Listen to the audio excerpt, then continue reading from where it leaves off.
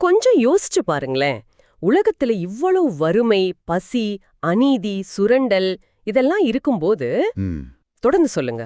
ஒரு மனுஷன் மட்டும் அமைதியான ஒரு இடத்தை தேடி போய் தியானம் செய்யறது ஒரு சுயநலம் இல்லையா? இது ரொம்பவே சங்கடமான கேள்விதான். ஆஹா, உங்களை சுத்தி உலகம் எரிஞ்சுகிட்டு இருக்கும்போது உங்களுக்கான உள் அமைதியை தேடுறது எந்த விதத்துல நியாயம்? பாக்குறதுக்கு இது நியாயமான கோபம் மாதிரி தான் தோணும். கண்டிப்பா. ஆனா இன்னைக்கு நாம அலச போற மூலப்பொருள் இந்த கேள்விக்கான விடைய ரொம்ப ஆழமா தேடுது. இன்னைக்கு நம்ம கையில இருக்கிற பதிவு தமிழ் வாய்ஸ் ரீட்ஸ் சேனல் வெளியிட்டுள்ள ஓஷோவோட தம்மபதம் சொற்பொழிவுகள்ல 93வது ஆடியோ. இது ரொம்ப முக்கியமான ஒரு ஆடியோ. ஆமா, இது சாதாரணமா நம்ம கடந்து போகக்கூடிய ஒரு விஷயம் கிடையாது. மனிதர்களோட ஆசைகள் ஏன் எப்பவுமே நமக்கு முரண்பாடுகளை தருது? நாம வாழ்ற இந்த வாழ்க்கை விடை கண்டுபிடிக்க வேண்டிய ஒரு கேள்வியா, இல்ல அப்படி வாழ்ந்து பார்க்க வேண்டிய ஒரு புதிரா? ரொம்ப ஆழமான சிந்தனைகள் அதெல்லாம். ஆமா, இது மாதிரியான பல விஷயங்களை இந்த ஆடியோல ஓஷோ முன்வைக்கிறாரு. ஓகே, இத கொஞ்சம் விரிவா பாப்போம். இந்த ஆழமான அலசல்ல என்னோட இணைஞ்சிருக்கிற நிபுணர்கிட்ட இத நான் கேக்குறேன். சொல்லுங்க. ஒருத்தர் ஓஷோ கிட்ட ஒரு கேள்வி கேக்குறாரு. அதாவது, கடவுள் எனக்கு கிடைச்சா எனக்கான அமைதியை கேட்கறத விட தப்பு செய்யறவங்களுக்கு தண்டனையை தான் கேட்பேன் அப்படின்னு சொல்றாரு. இது கேட்கும்போது இது ஒரு பொது நலன் சார்ந்த சமூகத்தின் மேல இருக்கிற ஒரு நியாயமான கோபம் மாதிரி தான் எனக்கு தோணுது. நீங்க இதை எப்படி பாக்குறீங்க? இங்கே ஆச்சரியமான விஷயம் என்னவென்றால், ஓஷோ இந்த கேள்வியை அணுகிற கோணமே முற்றிலும் வேறையானது. எப்படின்னு சொல்றீங்க?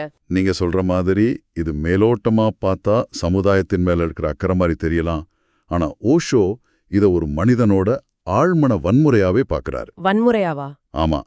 உலகத்துல துன்பம் இருக்கிறதுக்கு காரணமே மனிதர்கள் கிட்ட தியானம், அதாவது உள் அமைதி இல்லாதது தான் அவர் சொல்றாரு. ஓ, அப்படியா? தன்கிட்ட இல்லாத ஒன்ன ஒருத்தரால மத்தவங்களுக்கு எப்படி கொடுக்க முடியும்? துயரத்துல இருக்கிற ஒருத்தன் மத்தவங்களுக்கு துயரத்தை மட்டும்தானே கொடுக்க முடியும். அது உண்மைதான். உள்ள அமைதி இருந்தா மட்டும்தான் வெளியேயும் அமைதியை தர முடியும்னு அவர் சொல்றாரு. தனக்கான அமைதியை தேடாம மத்தவங்கள தண்டிக்கணும்னு நினைக்கிற அந்த எண்ணமே அவர்கிட்ட அமைதி இல்ல அப்படிங்கறத தான் காட்டுது. ஒரு நிமிஷம் இருங்க. ஆனா ஒரு சாதாரண மனுஷனுக்கு கண் முன்னாடி அநீதி நடக்கும்போது தியானம் பண்ணிட்டு இருக்கிறது அபத்தமா தோணாதா? இது இயல்பான கேள்விதான். இதை எப்படி நியாயப்படுத்துறது? இதுக்காக தான் ஓஷோ அந்த மருத்துவர் நோயாளி உதாரணத்தை சொல்றாரா? மிக சரியா பிடிச்சுங்க. ஓஷோ சொல்றது என்னன்னா, இப்போ ஒரு நோயாளி டாக்டர் கிட்ட போறாருன்னு வைப்போம். சரி. அவர் போயிட்டு உலகம் முழுசு இருக்கிற எல்லா நோயாளிகளும் குணமாகற வரைக்கும் நான் மருந்து சாப்பிட மாட்டேன் அப்படின்னு சொன்னா அது எவ்வளவு முட்டாள்தனமோ? பெரிய முட்டாள்தனம் தான். முடியும். அந்த உதாரணம் ரொம்பவே தர்க்க ரீதியா இருக்கு. அதே சமயம் மனித மனம் எப்படி வேலை செய்யுதுன்னு விளக்க அவர் சொல்ற இன்னொரு கதையும் எனக்கு ஞாபகம் வருது. அந்த குருடனும் நொண்டியும் பிச்சை எடுக்கிற கதை தானே? ஆமா, அதேதான். ஒரு குருடனும் நொண்டியும் ஒன்னா பிச்சை எடுத்துட்டு வராங்க. அவங்க 2 பேருக்கும் எப்பவுமே சண்டை. ஒரு நாள் கடவுள் நேர்ல வரம் தரேன்னு சொல்றாரு. அதாவது அவங்க 2 பேருக்கும் என்ன தேவைன்னு வெளிப்படையாமே தெரியுது. ஆமா, குருடனுக்கு கண்ணு வேணும், நொண்டியானவனுக்கு கால் வேணும். ஆனா அவங்க என்ன கேட்டாங்க? நொண்டியானவன் அந்த குருடனை நொண்டியாக்குன்னு கேக்குறான். குருடன் அந்த நொண்டிய குருடனாக்குன்னு கேக்குறான். சரியா சொன்னீங்க. தங்களுக்கு தேவையானதை கேட்கறத விட்டுட்டு அடுத்தவனை அழிக்கிறதுல தான் மனித மனம் குரூரமான சந்தோஷத்தை தேடுது அப்படிங்கறத இது அப்பட்டமா காட்டுது. அதுதான் மனித மனதோட இருண்ட பக்கம். இதேதான் ஓஷோவும் சுட்டி காட்டுறாரு. நாம இந்த சுயநலம் அப்படிங்கிற வார்த்தைக்கு முற்றிலும் தவறான அர்த்தம் கற்பிச்சிட்டோன்னு அவர் சொல்றாரு. சுயநலம் தவறான வார்த்தை இல்லையா? இல்ல, சுயநலம் அல்லது சமஸ்கிருதத்துல ஸ்வ அர்த்தம் அப்படின்னா தன்னை அறிதல், தன்னுடைய மையத்தை கண்டுபிடித்தல்னு அர்த்தம். ஓஹோ, இதுல எந்த தப்பும் இல்ல. ஒரு பெரிய காட்டுல முதல்ல ஒரு பூ முழுமையா மலர்ந்தாதான் அது மத்த விதைகளுக்கும் நம்மாலும் இப்படி மலர முடியும்னு ஒரு நம்பிக்கைய தரும். ரொம்ப அழகான உதாரணம். நீங்களே வறண்டு போய் முள்ளா நின்னுகிட்டு மத்தவங்களுக்கு எப்படி நறுமணத்தை தர முடியும்? அப்போ நாம இப்போ வாழ்ந்துகிட்டு இருக்கிற முறை ஒரு விதமான சங்கிலி தொடர் சுரண்டல்னு சொல்லலாமா? கண்டிப்பா. நாம எல்லாருமே ஏதோ ஒரு வகையில மத்தவங்கள சுரண்டிக்கிட்டு தான் இருக்கோம். ஒரு அலுவலகத்துல மேலதிகாரி தன்கிட்ட வேலை பார்க்கறவரை சுரண்டுறாரு, அதிகாரம் செலுத்துறாரு. அந்த ஊழியர் தன்னுள்ள இருக்கிற அழுத்தத்தையும் கோபத்தையும் வீட்டுக்கு கொண்டு தன் மனைவியின் மேல காட்டுறாரு. ஆமா, மனைவி அந்த இயலாமைய குழந்தைங்க மேல காட்டுறாங்க. இது ஒரு முடிவில்லாத சங்கிலி தொடர். இந்த தொடரை உடைக்கணும்னா யாராவது ஒருத்தர் ஏதோ ஒரு புள்ளியில தியானத்தின் மூலமா தன்னுள் அமைதியை கண்டுபிடிக்கணும். புரியுது. அவர் தியானத்துல ஈடுபடும்போது அது சுயநலமா தெரியலாம். ஆனா உண்மையில அவர் அந்த துன்ப சங்கிலிய அறுக்கிறாரு. இங்கேதான் விஷயம் ரொம்ப சுவாரஸ்யமா மாறுது. அமைதி, தியானம் இதெல்லாம் ஒரு புறம் இருக்கட்டும். தார்மீகம் மற்றும் தண்டனை பத்தின ஓஷோவோட கருத்துகள் நம்ம சமூக அமைப்பையே கேள்விக்குள்ளாக்குது. ஆமா. கெட்ட மனிதர்களால உலகத்துல துன்பம் வரல. மயக்கத்துல, அதாவது விழிப்புணர்வு இல்லாம வாழற மனிதர்களால தான் துன்பம் வருதுன்னு அவரு சொல்றாரு. சிறைச்சாலைகள் யாரையும் திருத்துறதில்லன்னு அவர் அவ்ளோ ஆணித்தரமா சொல்ல காரணம் என்ன? ஏன்னா பல நூற்றாண்டுகளா நாம தார்மீகம் அல்லது அறம்னு நினைச்சுக்கிட்டு இருக்காது உண்மையில ஒரு விதமான பயம் மட்டுமே. பயமா? ஆமா. சிறைச்சாலைகள் திருத்தப்பள்ளிகள் கிடையாதுன்னு ஓஷோ ஆணித்தரமா வாதிடுறாரு. மாறாக அவை ஒரு குற்றத்தை எப்படி பிடிபடாம செய்யறதுன்னு கத்துத்தர்ற பல்கலைக்கழகங்களாவே செயல்படுது. இது ரொம்பவே உண்மையான ஒரு பார்வை. இன்னைக்கு பல மனிதர்கள் நேர்மையா இருக்கிறாங்கன்னு நாம நினைக்கிறோம். ஆனா அவங்க உள்ளூர நல்லவங்க அப்படிங்கறதால நேர்மையா இல்ல. அப்புறம் ஏன் நேர்மையா இருக்காங்க? திருடுனா பிடிபட்டுருவோம், சட்டம் தண்டிக்கும், சமூகத்துல மானம் போயிடும் அப்படிங்கிற பயத்தால தான் அவங்க நேர்மையா இருக்கிறாங்க. அதாவது சந்தர்ப்பம் கிடைக்காத வரைக்கும் எல்லோரும் நல்லவர்களேன்னு சொல்றீங்க. சரியா சொன்னீங்க. இது இன்றைய அரசியலுக்கும் அதிகார வர்க்கத்துக்கும் கச்சிதமா பொருந்தது. ஒரு சாதாரண மனுஷன் அதிகாரத்துக்கோ இல்ல ஒரு பெரிய பதவிக்கோ வந்த உடனே எப்படி அத்தனை சுலபமா ஊழல் செய்றான்? அந்த பயம் போயிடுது. அந்த முல்லா நஸ்ருதீன் கதைய சொல்றாரு. அந்த நையாண்டி கதை மனித அறத்தோட பலிவினத்தை அப்படியே தோல் உரிச்சு காட்டுது. அந்த கதை எனக்கு ரொம்ப பிடிச்சிருந்தது. முல்லா ஒரு பொண்ணுகிட்ட போயிட்டு பேரம் பேசுறாரு. முதல்ல அந்த பொண்ணுகிட்ட 1000 ரூபாய் தரேன்னு சொல்றாரு. அந்த பொண்ணு கோபத்தோட உச்சிக்கே போயிடுது. ஆமா, நான் என்ன அப்படிப்பட்டவளான்னு கோவப்படுது. உடனே போலீஸ கூப்பிடுவேன்னு சத்தம் போடுது. முல்லா அமைதியா சரி 10,000 ரூபாய் தரேன்னு சொன்னதும் அந்த பொண்ணோட கோபம் கொஞ்சம் குறையுது. 15,000 ரூபான்னு சொன்னதும் முல்லா கைய பிடிச்சுக்கிறாங்க. இப்போ முல்லா கேக்குறாரு, சரி 15 ரூபாய் தந்தா என்ன செய்வேன்னு. திரும்பவும் கோவம் வந்துருது அந்த பொண்ணுக்கு. ஆமா, என்னன்னு நினைச்சேன்னு கேட்க முடியல.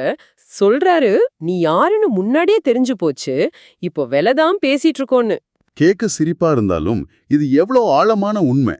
நம்ம சமூகத்தோட தார்மீகம் அப்படிங்கிறது ஒரு குறிப்பிட்ட விலை வரைக்கும் தான் தாக்கு பிடிக்கும். கண்டிப்பா. விலை அதிகமாக தார்மீகம் வளைஞ்சு கொடுக்க ஆரம்பிச்சிடுது.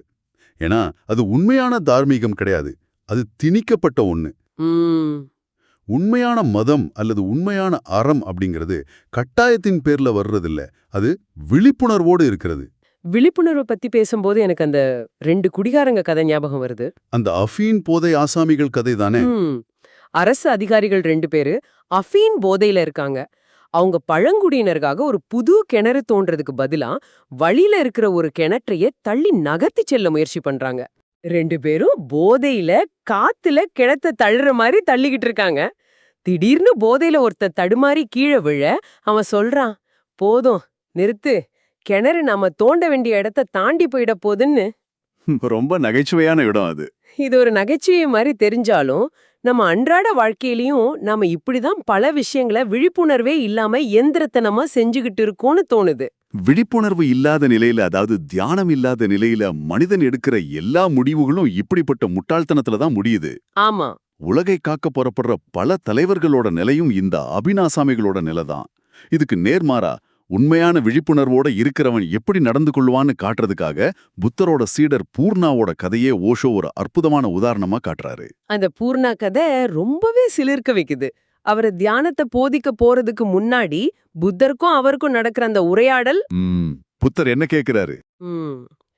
மக்கள் உன்னை அவமதிச்சா என்ன செய்வேன் புத்தர் கேக்குறாரு. அதுக்கு பூர்ணா, அவங்க என்ன அடிக்கலையேன்னு ஆசீர்வாதமாவே ஏத்துப்பேன்னு சொல்றாரு. ஒருவேளை அவங்க உன்னை கல்லால் அடிச்சான்னு கேட்டதுக்கு என்ன அவங்க கொல்லலையேன்னு ஆசீர்வதிப்பேன்னு சொல்றாரு. கொன்றாலோன்னு புத்தர் கேட்க இந்த உண்மையை சொல்ற பாதையில உயிரை விடுறது ஒரு பெரிய வரமாவே ஏத்துப்பேன்னு சொல்றாரு. ஆமா, இது எனக்கு ரொம்ப ஆச்சரியமா இருக்கு. ஒரு மனுஷனால எப்படி எல்லா எதிர்மறையான விஷயங்களையும் ஆசீர்வாதமா பார்க்க முடியும்? இது நிஜமாவே சாத்தியமா? தன்னை முழுமையா உணர்ந்த, தன்னுள் எந்தவிதமான எதிர்பார்ப்புகளும் இல்லாத ஒருத்தரால மட்டுமே இது சாத்தியம். விழிப்புணர்வு முழுமையா மலரும்போது அங்கே ஆசைகளுக்கு இடம் இருக்காது. ஆசைகள்? ஏன்னா ஆசைதான் மனிதனுக்குள்ள எல்லா முரண்பாடுகளையும் கோபத்தையும் உருவாக்குது. நான் ஒன்னு ஆசைப்படுறேன், அது கிடைக்கலன்னா இல்ல யாராவது அதை தடுத்தா எனக்கு கோபம் வருது. ஆசை இல்லாத இடத்துல ஏமாற்றமே இருக்கிறதில்ல. இத ஒரு பரந்த கண்ணோட்டத்தோட இணைத்து பார்த்தா ஆசையே எப்பவுமே மனிதனை பாடாய்படுத்துது. ஆசைப்படுறதுல என்ன தவறு? மனித குலத்தோட பரிணாம வளர்ச்சியே மனிதனோட ஆசையினால தானே சாத்தியமாச்சுன்னு ஒரு வாதம் இருக்கே. பரிணாம வளர்ச்சி, அறிவியல் கண்டுபிடிப்புகள் இதெல்லாம் வேற. ஆனா ஓஷோ பேசுறது மனிதனோட உளவியல் ரீதியான ஆசைய பத்தி. உளவியல் ரீதியான ஆசையா? ஆமா, உளவியல் ரீதியா ஆசை அப்படிங்கிறது நான் இப்போ இருக்கிற இடம் சரியில்லை, வேற ஒரு இடம் தான் சரின்னு நினைக்கிற அதிருப்தியோட வெளிப்பாடுதான். புரியுது. நான் இப்போ இருக்கிறத விட வேற ஒரு நிலையில இருந்தாதான் எனக்கு மகிழ்ச்சின்னு நம்புற அந்த மாயை தான் ஆசை. இது உங்களை நிகழ்காலத்துல வாழ விடாம எப்பவுமே எதிர்காலத்துல தொங்க விட்டுக்கிட்டே இருக்கு. இது அவர் இயற்கையோட ஒப்பிட்டு சொல்றது மனசுக்கு ரொம்ப இதமா இருக்கு. நீங்க ஒரு காட்டுக்குள்ள போனா செடிகளோ மரங்களோ ஒன்னே ஒன்னும் பார்த்து பொறாமப்படுறதில்ல. ஆமா, கண்டிப்பா. ஒரு சைப்ரஸ் மரம் தம் பக்கத்துல ரொம்ப உயரமா வளர்ற அசோக மரத்தை பார்த்து நான் ஏன் அப்படி வளரலன்னு ஆசைப்படுறதில்ல. ஏன்னா அவற்றுக்கு எதிர்காலத்தை பத்தின கற்பனை செய்யற திறன் இல்ல. அதுதான் முக்கியமான விஷயம். கற்பனை இல்லாததால அங்கே ஆசை இல்ல, வெறும் அமைதி மட்டுமே இருக்கு. நாம தான் பக்கத்து வீட்டுக்காரர் புது கார் வாங்கினா நம்ம காரை பார்த்து நாமே வெறுப்படைகிறோம். சரியா சொன்னீங்க. மனிதனோட இந்த ஆசை அப்படிங்கிறது ஒரு தொடுவானம், அதாவது ஹொரைசன், அது மாதிரி இருக்குன்னு ஓஷோ ரொம்ப அழகா விளக்குறாரு. தொடுவானம் மாதிரியா? ஆமா, தூரத்துல பார்க்கும்போது வானமும் பூமியும் தொட்டுக்கிற மாதிரி தெரியும். 10,000 ரூபாய் இருக்கிறவன் 1,00,000 கேட்கறான், 1,00,000 கிடைச்சா வானத்தை தொட்டுடலான்னு ஓடுறான். ஆனா அது தொடுற தூரத்துல இருக்காது. கரெக்ட். அவன் 1,00,000 அடைஞ்சதும் அந்த தொடுவானை எப்படி மேல 20 மைல் தள்ளி போயிடுமோ அதுபோல அவனோட ஆசையும் 10,00,000 தள்ளி போயிடுது. தூரம் எப்பவுமே குறையறதே இல்ல. இது ரொம்ப உண்மையான ஒரு பார்வை. இந்த விஷயத்துல தெருவுல பிச்சை எடுக்கிறவனுக்கும் சரி, ஒரு மாபெரும் சக்கரவர்த்திக்கும் சரி, ஆசையோட தூரம் ஒண்ணுதான். 2 பேருமே அந்த தொடுவானத்தை துரத்திக்கிட்டு தான் இருக்காங்க. அந்த சூஃபி ஞானிகள் ஹசன் மற்றும் ராபியாவோட கதை. இந்த ஆசையோட தன்மைய இதை விட எளிமையா புரிய வைக்க முடியாது. ஆமா, ரொம்ப அற்புதமான கதை அது. ஹசன் அப்படிங்கிற சூஃபி ஞானி பல வருஷங்களா தினமும் மசூதிக்கு போய் கடவுளே உன் கதவை திறன்னு அழுதுகிட்டே இருக்காரு. இத பாத்துட்டு இருந்த மற்றொரு ஞானியான ராபியா ஒரு நாள் ஹசன் கிட்ட சொல்றாங்க, ஹசன், கதவு எப்போதோ திறந்துதான் இருக்கு. நீதான் உன்னுடைய அதிருப்தியாலும் ஏதோ உன்னை தேடுற ஆசையாலும் அத ஒரு திரை மாதிரி மூடி மறைக்கிறேன்னு சொல்றாங்க. எவ்வளவு பெரிய உண்மை இது. நாம எதையோ தேடி தேடி ஓடுறதால கண்முன்னே ஏற்கனவே திறந்திருக்கிற கதவை ரசிக்க தவறிடுறோம். உண்மைதான். இந்த தொடர் ஓட்டத்தினாலதான் மனிதன் வாழ்க்கையை ஒரு சுமையா பார்க்க தொடங்கிட்டான். வாழ்க்கையை எப்படியாவது தீர்த்திட வேண்டிய ஒரு பிரச்சனையாவோ அல்லது விடை கண்டுபிடிக்க வேண்டிய ஒரு கேள்வியாவும் அணுக ஆரம்பிச்சிட்டான். சரி, இதற்கெல்லாம் என்னதான் அர்த்தம்? வாழ்க்கை அப்படிங்கிறது நம்ம தீர்க்க வேண்டிய ஒரு கேள்வியா? அது எப்படிதான் புரிஞ்சுக்கிறது? ஓஷோ ரொம்ப தெளிவா சொல்றாரு. வாழ்க்கை அப்படிங்கிறது விடை காணக்கூடிய ஒரு கேள்வி கிடையாது. அதை வாழ்ந்து அனுபவிக்க வேண்டிய ஒரு ரகசியம் அல்லது புதிர். புதிர்னு சொல்றீங்களா? ஆமா, அவர் தத்துவத்துக்கும் தியானத்துக்கும் உள்ள வித்தியாசத்தை இங்க முன்வைக்கிறாரு. தத்துவம் அப்படிங்கிறது வாழ்க்கைய ஒரு கேள்வியா பார்த்து தர்க்கத்தின் மூலமா அதுக்கு விடை தேட முயற்சி பண்ணுது. ஆனா தியானம் அல்லது உண்மையான மதம் அப்படிங்கிறது வாழ்க்கைய ஒரு புதிரா பார்த்து அதுல மூழ்கி அனுபவிக்க சொல்லுது. இத விளக்க ரவீந்திரநாத் தாகூரோட வாழ்வுல நடந்த அந்த நிகழ்வு சொல்றது ரொம்ப பொருத்தமா இருக்கு. ஒரு சிறுமி தாகூர் கிட்ட வந்து ஒரு புதிரை போடுறான். ஆமா, அந்த இரும்பறை புதிர். உங்களை ஒரு இரும்பறையில அடைச்சு கதவுகளே இல்லாம ஜன்னல்களே இல்லாம அக்கம் பக்கத்தினர் யாருமே இல்லாம பூட்டிட்டா என்ன செய்வீங்கன்னு கேக்குறா. தாகூர் எவ்வளவோ யோசிச்சும் அவருக்கு விட தெரியல. இறுதியில அவர் சொல்றாரு, இது நான் என்ன செஞ்சாலும் தோத்து போகும்படி வடிவமைக்கப்பட்ட ஒரு புதிர் அப்படின்னு. வாழ்க்கையும் அப்படித்தான் இருக்கு. ஆமா, அதுக்கென்று ஒரு விடைய கண்டுபிடிக்கணும்னு மூளைய கசக்கினா நாம தோத்துதான் போவோம். அதே போல அமெரிக்காவுல விற்கப்படுற லைஃப் அப்படிங்கிற ஒரு விளையாட்டு பொருளை பத்தியும் ஓஷோ ஆடியோல குறிப்பிடுறாரு. அது என்ன விளையாட்டு பொருள்? ஒரு கணித பேராசிரியராலேயே அந்த புதிர் ஒன்றாக்கி தீர்க்க முடியல. கடைசியில அவர் சலிப்படைஞ்சி அந்த கடைக்காரர்கிட்டயே போய் கேக்குறாரு. கடைக்காரர் என்ன சொன்னாரு? அதுக்கு அவர் சொல்றாரு, அந்த பெட்டியின் மேலேயே வாழ்க்கைன்னு எழுதியிருக்கே, அது தீர்க்க முடியாதபடிதான் வடிவமைக்கப்பட்டிருக்கு. வாழ்க்கை தீர்க்கப்படுவதற்காக இல்ல, அது விளையாடுவதற்காகவும் அனுபவிப்பதற்காகவும் அப்படிங்கிறத குழந்தைங்க கத்துக்கிறதுக்காகவே அது உருவாக்கப்பட்டதுன்னு சொல்றாரு. ரொம்ப ஆழமான சிந்தனை இது. தர்க்கத்தால வாழ்க்கையை அணுகுனா அது அந்த பேராசிரியருக்கு வந்த விரக்தியத்தான் தரும். இது அந்த ஜென் துறவியோட கதையோட பொருத்தி பார்க்கும்போது இன்னும் தெளிவா புரியுது. அந்த தேநீர் அருந்துற துறவி கதை தானே? ஆமா, அமைதியா தேநீர் அருந்திக்கிட்டு இருந்த ஒரு ஜென் துறவி கிட்ட ஒருத்தர் வந்து வாழ்க்கைனா என்ன, அதோட அர்த்தம் என்னன்னு மிகப்பெரிய தத்துவ கேள்வியே கேக்குறாரு. அந்த துறவி எந்த பெரிய தத்துவமும் பேசல. ரொம்ப அமைதியா ஒரு கோப்பை தேநீர்னு மட்டும் பதில் சொல்றாரு. ஆமா, வாழ்க்கைய பெரிய பெரிய வார்த்தைகளால விவரிக்க முடியாது. அத அந்தந்த கணத்துல அந்த தேநீரை போல முழுவதுமா பருகி அனுபவிக்கணும். இதை விட சிறந்த விளக்கம் இருக்க முடியாது. கடலை ஒரு சின்ன தேக்கரண்டியால அளக்க முற்படுறது போலத்தான் வாழ்க்கையை நமது சிறிய அறிவாலும் தர்க்கத்தாலும் அளக்க முற்படுறது. சரியா சொன்னீங்க. புதிரை அவிழ்க்க முயற்சி பண்றதை விட்டுட்டு அந்த புதிரோட சேர்ந்து நாம நடனமாடணும். அந்த வாழ்க்கையோட நடனத்துல மிக முக்கியமான ஒரு அங்கம்தான் கொடுப்பது அல்லது பகிர்வது. கொடுப்பதில் உள்ள ஆனந்தத்தை பத்தி ஓஷோ சொன்ன நதியோட கதை என்னை ரொம்பவே சிந்திக்க வச்சது. ஆமா, குளமும் நதியும் பேசிக்கிட்ட கதை. ஒரு குளமும் நதியும் பேசிக்கிட்டு இருக்கு. குளம் தன் தண்ணீரை யாருக்கும் கொடுக்காம ரொம்ப பத்திரமா தேக்கி வச்சுக்குது. நதிய பார்த்து, நீ இப்படி உன் தண்ணீரை வீணா எல்லோருக்கும் கொடுத்துக்கிட்டு இருக்கியே, நீ ஒரு முட்டாள்னு குளம் சொல்லுது. ஆனா காலப்போக்குல என்ன ஆச்சு? குளம் தேக்கி வச்ச தண்ணீர் நாறி போய் கொசுக்கள் மொய்த்து சாக்கடையா வறண்டு போயிடுச்சு. ஆனா நதியோ தொடர்ந்து கொடுத்துக்கிட்டே இருந்ததால அது புதிய நீரூற்றுகளை தன்னுள் ஈர்த்துக்கிட்டே இருந்துச்சு. எப்பவுமே புத்துணர்ச்சியோட பாய்ந்து இறுதியில அத கடல்லயும் போய் கலந்துச்சு. கொடுப்பதுதான் வாழ்க்கையோட விதின்னு இயற்கை நமக்கு உணர்த்திக்கிட்டே இருக்கு இல்லையா? நிச்சயமா. நதிய போல தொடர்ந்து பாய்ஞ்சிக்கிட்டே இருக்கிறது தான் வாழ்வோட ரகசியம். இது ஒரு பிரபஞ்ச விதி. ஒரு நீர்பிடிப்பு பகுதி தன் தண்ணீல தர்றதால தான் மேகங்கள் உருவாகி மழை கிடைக்குது. அந்த மழை மீண்டும் நதிக்கு தன் நீரை தருது. இது ஒரு அழகான சுழற்சி. இந்த உலகத்துல நம்ம எவ்வளவுக்கு எவ்வளவு நம்மளோட அன்பையோ கருணையோ இல்ல அறிவையோ மத்தவங்களுக்கு கொடுக்கறோமோ அந்த அளவுக்கு அது நமக்குள் பெருகிக்கிட்டே இருக்கும். கண்டிப்பா. நாம எதை பிடிச்சு வச்சுக்க முயற்சி செய்யறோமோ அது அந்த வறண்ட குளத்தை போல தேங்கி அழிஞ்சிடும். ரொம்ப உண்மையான வார்த்தைகள். கொடுப்பதன் முக்கியத்துவத்தை பத்தி நம்ம பேசிக்கிட்டு இருக்கிற இந்த நேரத்துல இந்த மூலப்பொருளை நமக்கு கொடுத்த தமிழ் வாய்ஸ் ரீட்ஸ் சேனலும் இதே கொடுக்கும் தத்துவத்தை வச்சுதான் செயல்பட்டு வர்றாங்க போல இருக்கு. ஆமா. நாம இதுவரை விவாதித்த இந்த ஓஷோவோட தம்மபதம் 93வது ஆடியோவோட இறுதியில அவங்க ஒரு செய்திய பகிர்ந்திருக்காங்க. அத எந்தவித சார்பும் இல்லாம அவங்க சொன்னதை உள்ளபடியே நான் உங்ககிட்ட பகிர விரும்புறோம். தாராளமா சொல்லுங்க. அவங்க தங்களோட ஆடியோவோட இறுதியில என்ன சொல்றாங்கன்னா, இந்த தமிழ் வாய்ஸ் ரீட்ஸ் சேனல் எந்த விதமான மானிட்டைசேஷனும், அதாவது யூடியூப் வருவாயும் இல்லாம தான் தொடர்ந்து செயல்பட்டு வருது. ஓ, அப்படியா? இந்த ஆடியோ புத்தகம் உங்களுக்கு பயனுள்ளதா இருந்துச்சுன்னு நீங்க நினைச்சா இந்த முயற்சி தொடர்ந்து நடைபெற உங்களோட சிறிய ஆதரவு கூட பெரிய உதவியா இருக்கும்னு சொல்லியிருக்காங்க. விருப்பம் இருக்கிறவங்க டிஸ்கிரிப்ஷன்ல கொடுக்கப்பட்டுள்ள UPI ID மூலமா தங்களால் இயன்ற நன்கொடைய வழங்கலான்னு கேட்டிருக்காங்க. உங்களால முடிஞ்ச அளவு போதும். சிறிய ஆதரவும் பெரிய உதவிதான்னு சொல்லியிருக்காங்க. ஆமா. மேலும் இந்த வீடியோ உங்களுக்கு பயனுள்ளதா இருந்தா சப்ஸ்கிரைப் பண்ணுங்க, மத்தவங்களுக்கும் பகிர்ந்து கொள்ளுங்க. ஏன்னா இந்த கருத்துக்கள் அவங்களுக்கும் தேவையா இருக்கலாம்னு சொல்லியிருக்காங்க. கண்டிப்பா. லைக் பண்ணுங்க, உங்க கருத்துக்களை கமெண்ட்ல பகிருங்கன்னு சொல்லி மனப்பூர்வமான நன்றியோடு முடிச்சிருக்காம, எந்த ஒரு நல்ல விஷயமும் தொடர்ந்து நடைபெற கேட்கறவங்களோட ஆதரவு தேவைங்கிறத அவங்க வெளிப்படையா கேட்டிருக்காங்க. ஆமா, அவங்க ஒரு நதிய போல இந்த அறிவை பகிர்ந்துகிட்டு இருக்காங்க. சரி, நம்ம சிந்தனைக்கு திரும்புவோம். இன்னைக்கு நாம விவாதித்த கருத்துக்கள் எல்லாமே ஒன்னோடு ஒன்னு ஆழமா தொடர்புடையவே. உண்மைதான். உலகத்தோட பிரச்சனைகளை கண்டு கோடுபடுறதை விட தனக்குள்ள அமைதியை கண்டறிவது சுயநலம் கிடையாது. அதுவே நாம இந்த உலகத்துக்கு செய்யற முதல் உதவி. விழிப்புணர்வு இல்லாம இருக்கிறது தான் சமூகத்துல இருக்கிற எல்லா துன்பங்களுக்கும் காரணம். ஆசைகள் தான் நமக்கு முரண்பாடுகளை உருவாக்குது. இறுதியா வாழ்க்கை அப்படிங்கிறது நாம விடை காண வேண்டிய கேள்வி கிடையாது, அது ஒரு அற்புதமான புதிர்.